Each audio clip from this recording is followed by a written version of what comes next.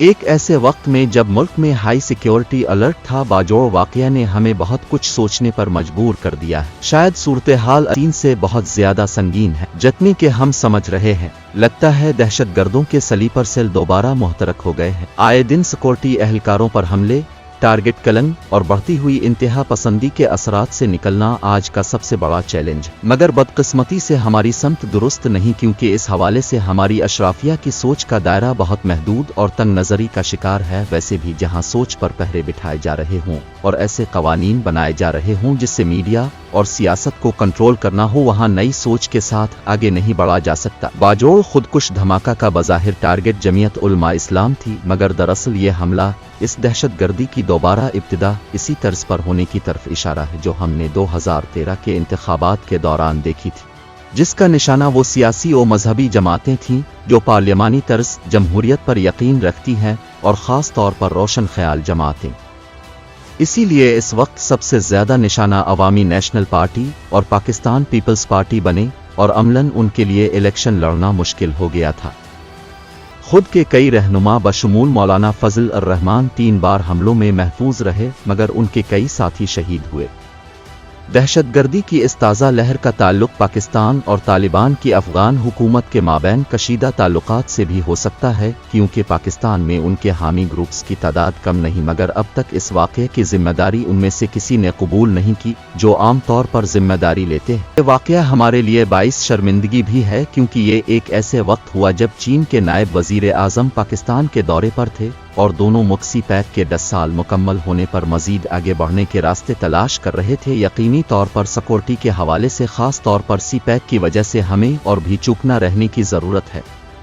بہت تاخیر سے ہی صحیح، مگر ہماری ریاست نے 2008 میں جا کر یہ فیصلہ کیا کہ اب دہشت گردی کے خلاف بھرپور جنگ کرنی ہے، کیونکہ سابقہ فاٹا، سوات، بلوچستان، یہاں تک کہ کراچی میں بھی ریاست کی رٹ ختم ہو رہی تھی، جس کی بہت بڑی قیمت ہم نے سابق وزیر اعظم بے نظیر بھٹو کی شہادت کی صورت میں چکائی۔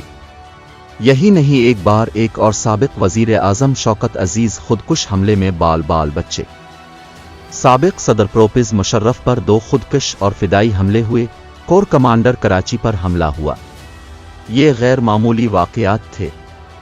شمالی وزیرستان، جنوبی وزیرستان، مالاکنڈ، سوات ریاست پاکستان کے ہاتھ سے عملاً نکل چکے تھے۔ صورتحال 9/11 کے بعد انتہائی خراب ہو چکی تھی، مگر اس سے پہلے بھی ملک فرقہ واریت اور لسانی فسادات کی لپیٹ میں تھا، جس کی وجہ سے اگست 2001 میں فرقہ وارانہ گروپس پر پابندی لگی، مگر یہ پابندیاں محض کاغذی تھیں۔ پھر جنوری 2002 میں جہادی تنظیموں پر پابندی لگائی گئی، لیکن یہ گروپس محترک رہے اور دوسرے ناموں سے منظر عام پر آ گئے۔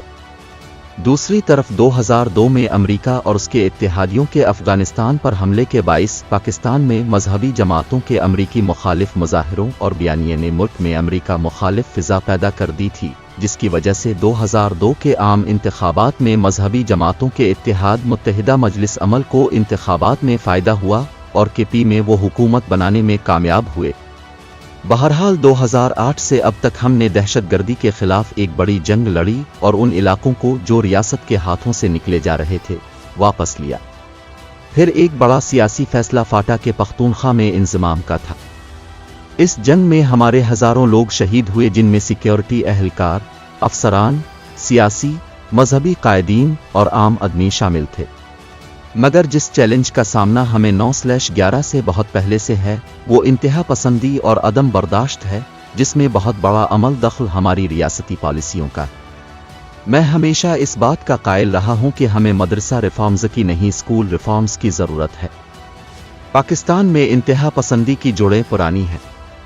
70 کی دہائی میں جب اینٹی امریکہ سے زیادہ اینٹی کمیونسٹ تحریکیں زور پر تھیں، تو کراچی میں پولینڈ کے نائب وزیر خارجہ کو ایک انتہا پسند نے ہلاک کر دیا تھا۔ 90 کی دہائی میں جب سابق وزیر اعظم بے نظیر بھٹو صاحبہ نے 200 سے زائد اخوان المسلمین کے ان جہادیوں کو جو پہلی افغان جنگ کے بعد سے پاکستان میں تھے مصر کی حکومت کے حوالے کیا، تو 1995 میں مصر کے سفارت خانہ کو خودکشکار حملے میں اڑا دیا گیا۔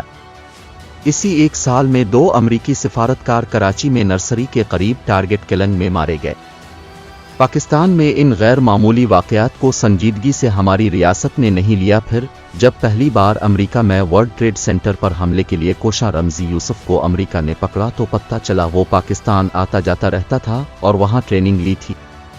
ये सारे वाक़यात जिनकी सिर्फ हल्की सी झलक पेश की है, पाकिस्तान को आलमी रेडार पर ले गए, क्योंकि पहली अफ़गान जंग के ख़ात्मे पर अरब और अफ्रीकी ममालिक के वो हज़ारों मुजाहिदीन पाकिस्तान में ही रह गए, क्योंकि उनके अपने मुल्कों ने उन्हें लेने से इनकार कर दिया। पॉलिसियाँ जनरल ज़ियाउल हक़ के ज़माने की हों या जनरल परवेज़ मुशर्रफ की, हमारी सरज़मीन लहूलुहान हो गई और आज तक हम इससे निकल नहीं पा रहे। कोई कौम परस्ती के नाम पर तो कोई मजहब के नाम पर हथियार उठा लेता है और जिसको वो अपना मुखालिफ समझता है हलाक कर देता है। आर्मी पब्लिक स्कूल का वाक़या हमारी आंखें खोलने के लिए काफ़ी था। कुछ देर के लिए हमने आंखें खोली भी और कौमी इलेक्शन प्लान बना लिया और फिर सो गए तो बाजोड़ तो होना ही था। रह गई बात सियासतदानों, पार्लियामेंट और अदलिया की, तो उन्हें आपस की रस्साकशी से फुर्सत मिले तो वो इस तरफ तवज्जो दें। अभी तो पार्लियामेंट अपने आप को कमज़ोर से कमज़ोर तर करने वाली कानून साजी में लगी है। आज़ादी इजहार को सल्ब करने वाली कानून साजी हो रही और तौहीन पार्लियामेंट के नाम पर तौहीन अवाम की जा रही है। ऐसे में बयानात, चंद तकारीर और मजम्मत के सिवा उनके पास कुछ नहीं। लेकिन अगर उन वाक़यात को ना रोका गया तो नवंबर का इलेक्शन खूनी हो सकता है। अब ये बोझ भी शायद निगरां को उठाना पड़ेगा, क्योंकि वज़ीर आज़म को तो तख्तियां लगाने और संग बुनियाद रखने से ही फुर्सत नहीं।